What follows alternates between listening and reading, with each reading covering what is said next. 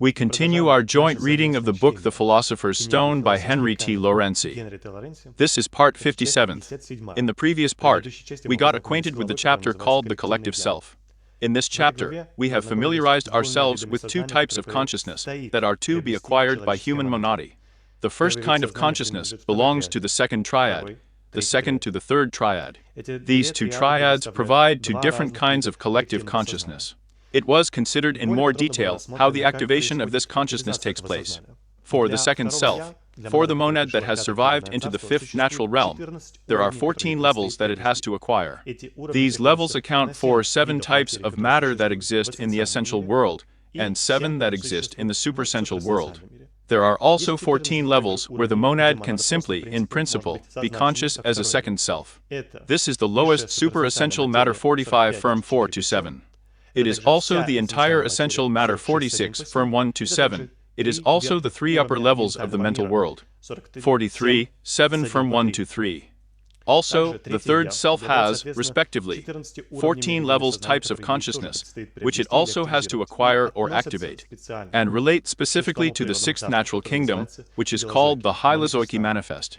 These levels account for 7 molecular and 1 atomic worlds of the submanifestal world 44, 1 by 7, and account for the manifestal world entirely, 43 from 1 to 7. Activation in consciousness in the second self begins when the monad becomes the causin of the self. Already at the stage when the monad acquires 25% of atomic matter in the causal shell in the human natural kingdom, the second triad begins to activate and revive. Then, when the monad becomes an essential self, it will acquire the molecular form 46.3, which will cause a gradual revival, with the etheric superessential molecule of the second triad.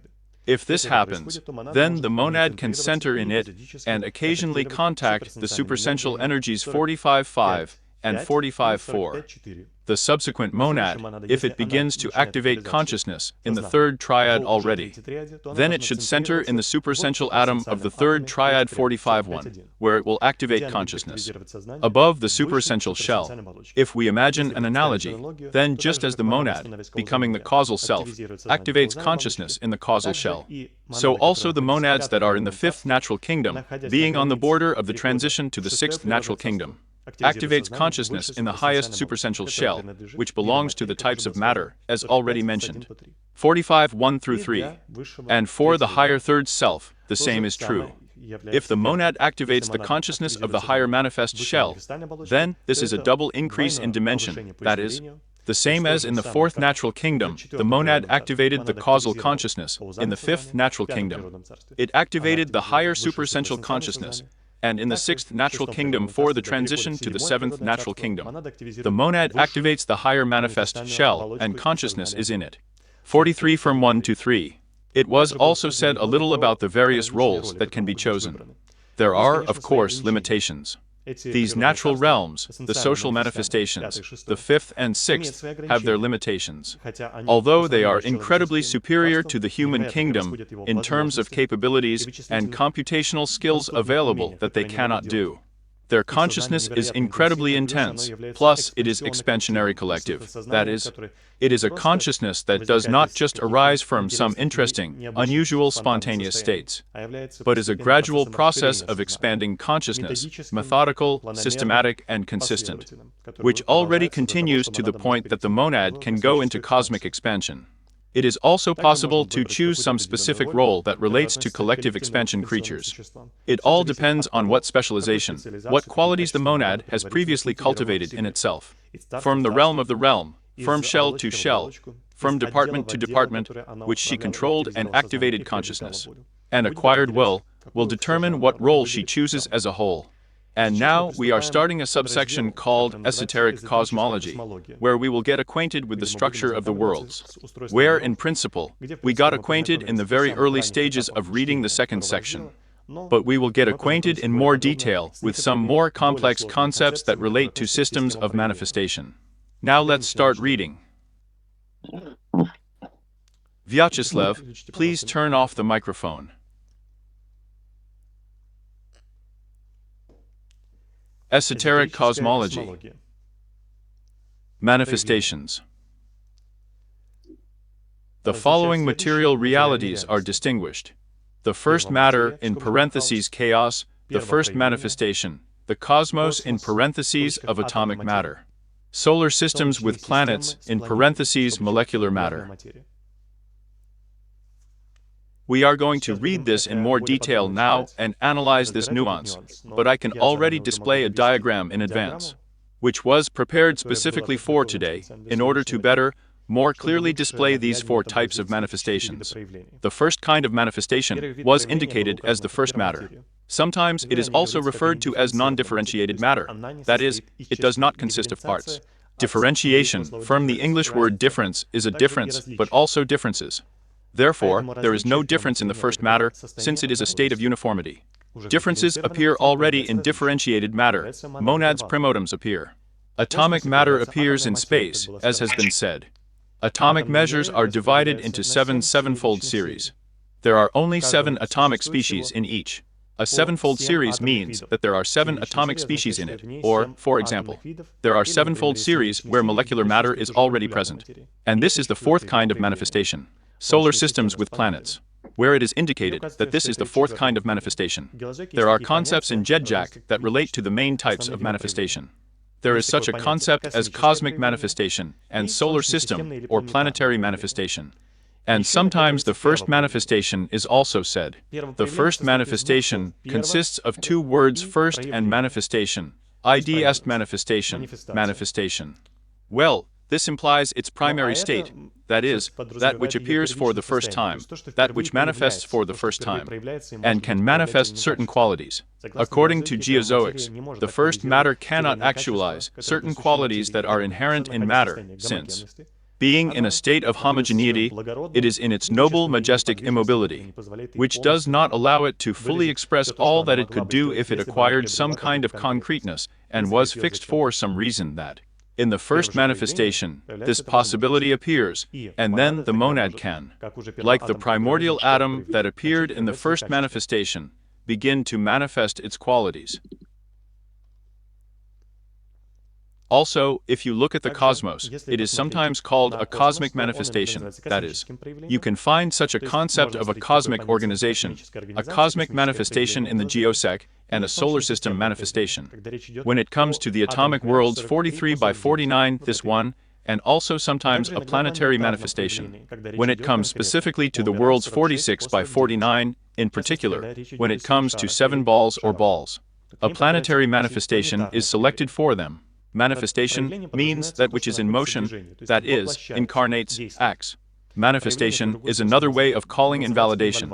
For example, when the cosmos already appears, the manifestation is expressed as an invaluation, that is, the highest atomic species, the primotums, the highest possible units of atoms, are combined together, and additional types of matter are formed, which, of course, although from the point of view they are originally originating from the atom, they still generate their own kind expressions of 3 aspects of reality, so it cannot be said that they are an illusion. Sometimes there is such a statement that certain different types of matter, since they consist of higher ones, then the lower ones are an illusion.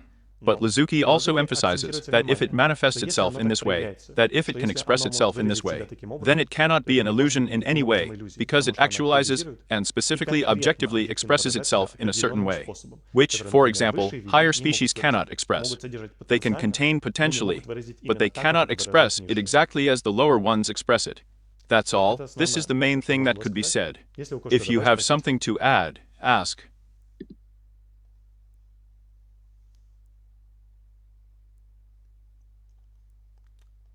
Okay, then we continue reading.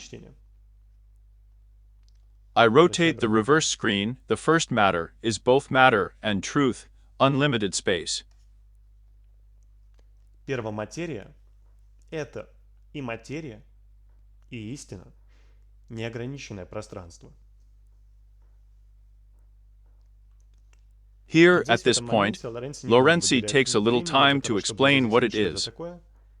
And not by chance, because in principle it would be the subject of speculation. It would be useless to discuss. But we can add something about the first matter. According to many ideas that exist among various teachings, there is an idea that space was generated by it. That is, the space is generated by someone, created by someone. This means that this space has arisen, and someone has created it. There is such a notion, for example, in monotheistic religions, which have their own idea that there is some kind of origin. The first point, they borrowed this philosophy, by the way, specifically from the Platonists. This point of unity, the one in the full sense of the word, begins to divide into parts. And sometimes they depict on some diagrams on the internet on ontology that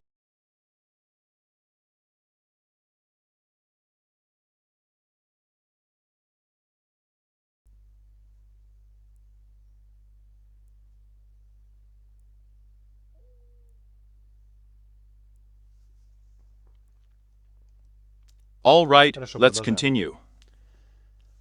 Each solar system has its own molecular matter. The solar system is like an exact copy of the cosmos. Having a deep knowledge of the solar system Skaboshka, its matter, composition, consciousness. You can draw analogies in many ways with the cosmos. The old saying about the analogy between the macrocosm and the microcosm has a full justification, which extends down to many particulars. For clarity, you can show this in the diagram. I'm going to pause it now. We're going back. You can now look at the analogy that has already been made on other readings, but it will not be superfluous. Again, we can look at the analogy that exists between the cosmos. Under space, it has seven sevenfold series of atomic worlds, from the 1st to the 7th, from the 8th to the 14th, from the 15th to the 21st, from the 22nd to the 28th, from the 29th to the 35th, from the 36th to the 42nd, 43rd to the 49th. And they, accordingly, have their own division into these 7 atomic species, so these are the sevenfold series. 7 septenary series, each series has 7 atomic species. What kind of copy is being made? In this series, 43 to 49, because the solar system cannot be outside of space, it exists inside space. And this happens in the last 7-part series. Then the 7-part series will act as an analog of everything that has been encountered here. In other words, we had one sevenfold series, the second sevenfold series, the third, fourth, fifth, sixth, seventh. The seventh sevenfold series will act within itself as a sevenfold series. That is, it will create within itself an analogy of this sevenfold division into 7 series. And it's going to look like this here. The world 43rd through 49th will have their own worlds, that is, 7 types of matter that will be in the main. In total, it is described that there are up to 200 to 401 types of matter in the solar system. This is due to the fact that each type of matter can be divided into 49 subspecies. These, for example, take this kind of matter, it can be divided into 49 more subtypes, under the aggregation of which it can be located. And as a result, it turns out that one world will have 343 types of matter, and in total, 343 times 7 will make 2,401. As a result, if we would like to find some reflections, then, for example, we take the 4th symmetric series. In it we take, for example, the atomic form 23, its analog copies are reduced in dimension in the solar system. There will therefore be a molecular form in the essential matter 46.2, that is a subatomic essential molecular species. That is, for the 23rd atomic species, there will be its own kind of matter in a reduced copy for the solar system. For other types of matter, there will be their own copies. Actually, molecular matter is an analogy that weakens the atomic species themselves initially.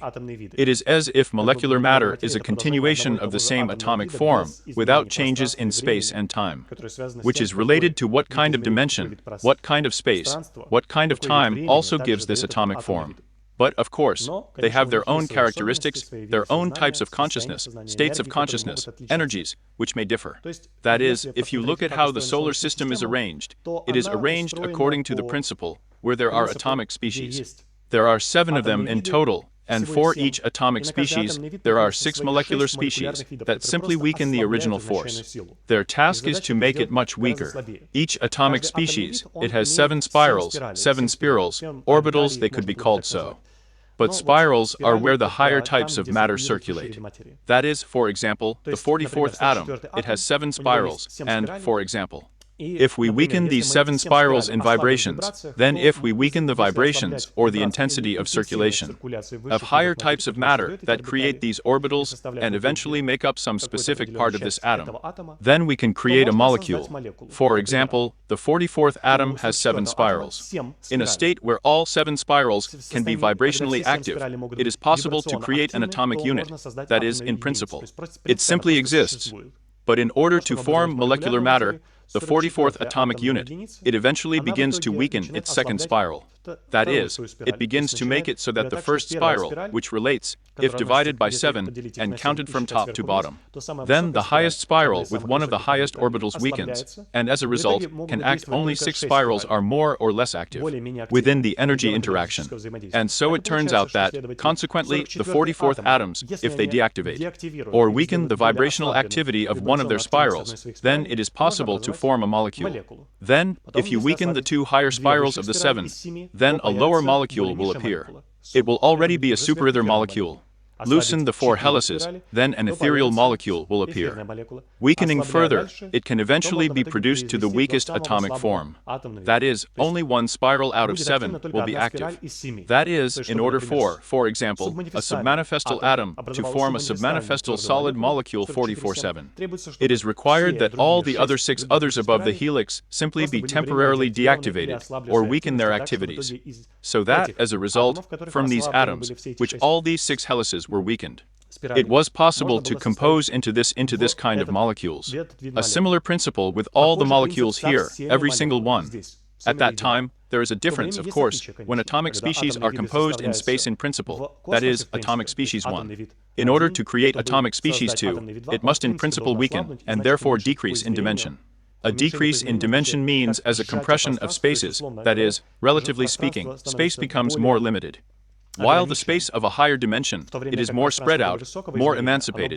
There are simply no other words to choose, because more opportunities for movement and changes are provided for the aspect of movement. But due to the fact that it is necessary to form a coarser matter, then the movement needs to be regulated, and, consequently, the modification falls on space and time. That is, it is necessary to determine what kind of rhythm and what kind of movement was present in the highest form of matter, and how the way of existence of matter itself was formed as an objective basis and the location of certain things. As a result, atomic view 2 it has a space different than atomic view 1. What distinguishes this, of course, is how the dimension reduction occurs here. For example, if the manifest atom is reduced in dimension to a molecule, then the space of the manifest world still remains the same, and the time of the manifest world remains the same. If this happens with the submanifestal species 44th, then the same is true, even if an atom is involved, that is, involved in a molecule, a subatomic molecule. It will still be a submanifestal kind of space and time. It will remain the same, while compression is taking place here. And this is precisely the purpose of atomic species. They intend and are adapted, so that dynamis and matter itself form a more discharged and more dynamic state, come to an increasingly compressed, more solid crystalline state, and more specific cycles, so that it can be noticed.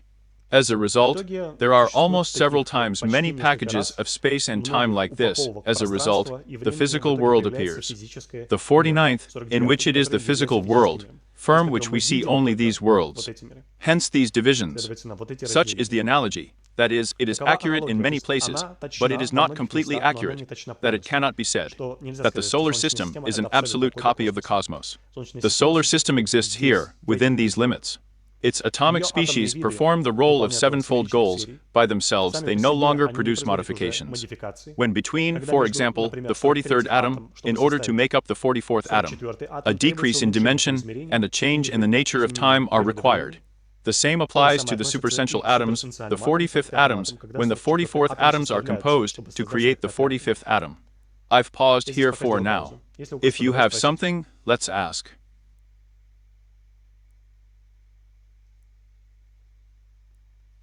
Is there a more detailed description of what spirals are somewhere? Spirals are there, yes, but it's just super detailed. Super, it's not in the books of Florence. This is a lot written in the treatise on cosmic fire, and Lit Beater in his occult chemistry. but I can Но tell не you могу if it рассказать, takes если some time. потребуется какой-то момент. All right. Хорошо. I'm Мне interested. интересно, Can I можно tell рассказать. you? All right. Хорошо. Если что здесь добавить, спросить.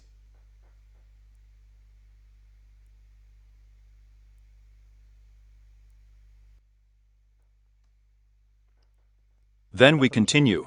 All balls. The solar system is a huge ball filled with smaller balls.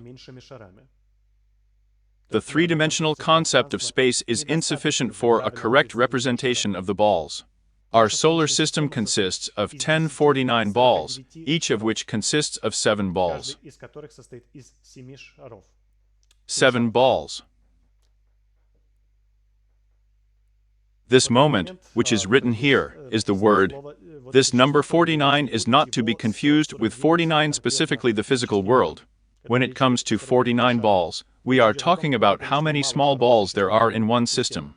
In the terminology that was adopted before the one that was worked out and developed by Laurency, the 49 ball was called a planetary scheme in which there were 7 planetary chains. But the 49 ball refers to the number of, in principle, small balls that exist in it. And the 7 ball refers to the system of manifestation in which there are. Well, they just replace the concept of a planetary chain, and there are 7 small balls, 7 globes in it, which are called that. Okay, I'm going to pause here. If you have something to add, ask.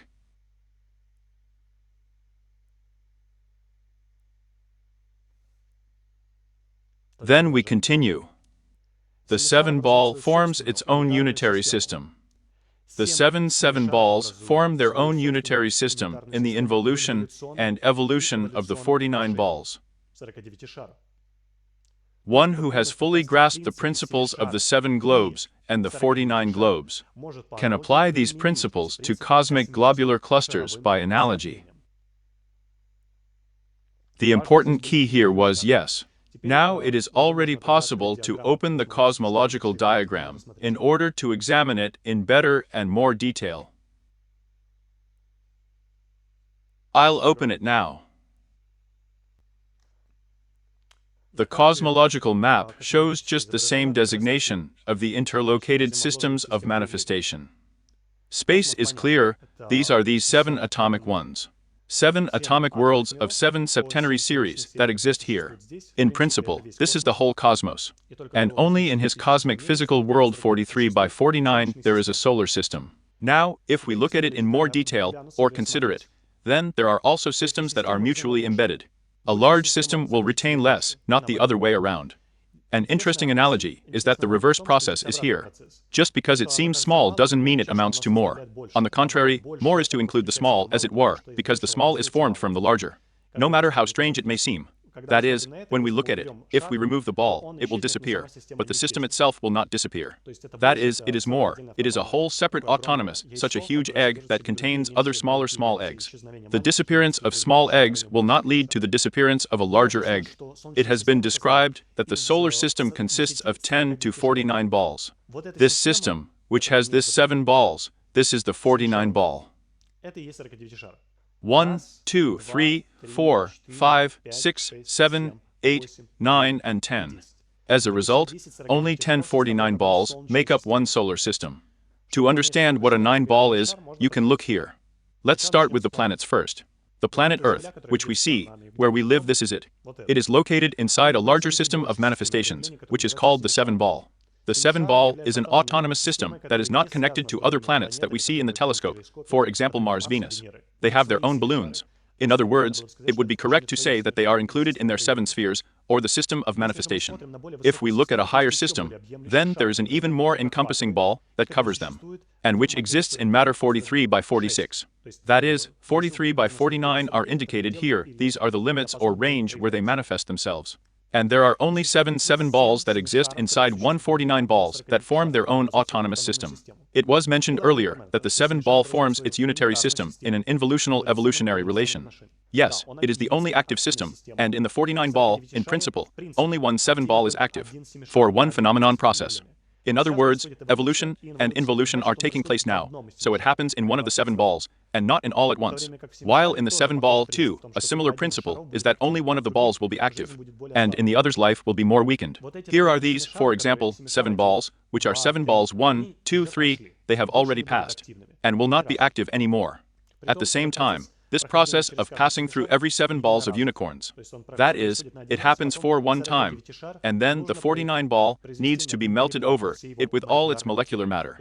In other words, it must be dissolved into atomic matter, and as a result, from the same atomic matter that it was composed, by which it was created, it must be recreated. You can say reboot if you can. Disguised. Further here, you can see that the 49 share occupies its position among the other 49 balls. And he takes his full legal position. And I would have been very happy to draw, well, a diagram, but in this case, I did not do it, although it could have been perceived in a simpler way. Lorenzo said that if we could better comprehend the analogy of 7 balls and 49 balls, we could apply it to cosmic globular clusters.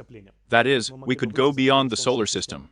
Although in many published parts of esotericism do not go beyond the solar system, usually describes only the 43rd to 49th worlds. But there is a state of solar systems from all of its 10 to 49 balls, which of course do not look like they look here. They manifest themselves in a completely different way. In the worlds that are here, in the cosmic emotional world, from 36 to 42. In the mental cosmic world from 29 to 35, and so on and so on. And as a result, it would be possible to apply the analogy that there are 7 balls, a cosmic 7 ball. For example, Lorenzo uses the concept of a cosmic 7 ball, twice sometimes in books, that is, as it was said twice. In relation to solar systems, the cosmic ball consists of 7 solar systems, where each solar system contains 1049 balls. Sometimes, Lawrence also talks about the fact that there is a cosmic 49 balls, but he actually doesn't even say it. It seems to be mentioned only in Cosmic Intelligence in the 19th section. There is not much information about this anymore, but Laurency applied this analogy once in The Knowledge of Life 5 times. When he analyzed when the process of the emergence of solar systems begins, he applied the analogy that the highest ball inside the 49 ball can only be in the form of matter 45 from 4 to 7 in the lowest superessential matter. But in the cosmic analogy, if it is clear that these are molecular worlds in solar system balls and solar system manifestations, then in the cosmic manifestation of the analogy, there will be atomic types of matter that belong to atomic types from 18 to 21. 1820 by 21 atomic species. This is where the process begins in principle, of the emergence of the first balls of solar systems. Although it is described that in esotericism, in principle, it is told that they begin to form here by the solar ruler. But it is clear that all the lower comes from the higher. And, for example, the solar system occupies its position inside a larger system, called the cosmic semishar. And this position, this system of manifestation, is clearly visible specifically in the worlds from 22 to 28, where there are monads who are responsible and are called the government of 7 or 10 suns. They are precisely responsible for existing, that is, the system of the solar system that will arise in the cosmic causal mental world. It originates from here, in a higher system of manifestation, within which it arises. By analogy, just as in the solar system, there is its own 49 ball with its 7 balls, so in the larger system, in which the solar system itself is embedded in the cosmic essential world from 22 to 28. It appears itself as its first prototype, an archetype, which in principle is not divided into component parts. Well, we can pause on this for now. If you have something to add, ask.